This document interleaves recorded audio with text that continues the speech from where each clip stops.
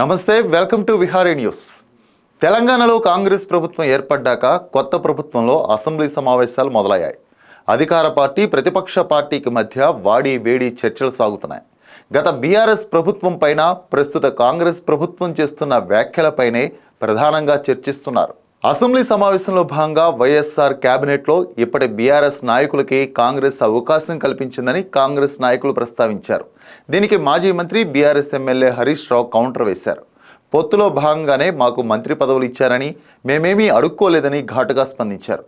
తెలంగాణకి జరుగుతున్న అన్యాయానికి నిరసనగా కేబినెట్లోకి తీసుకున్న 14 నెలలకే మా మంత్రి పదవులకి రాజీనామా చేశామని వ్యాఖ్యానించారు.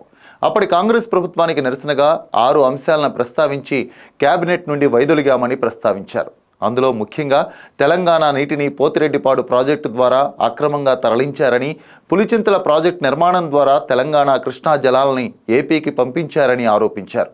ఇవే కాకుండా ఉద్యోగాల విషయంలో 610 జీవో అమలు చేయకుండా తెలంగాణ యువతకి అన్యాయం చేశారని, చర్చల పేరుతో నక్సలైట్లను పిలిచి కాల్చి చంపినందుకు నిరసనగా మంత్రి పదవులకి రాజీనామా చేశామని కౌంటర్ వేశారు. ఆనాడు మా నిరసనకి కాంగ్రెస్ నుండి ఒక్క పీజేఆర్ తప్ప ఎవరూ తమకు సహకరించలేదని హరీష్ రావు వ్యాఖ్యానించారు.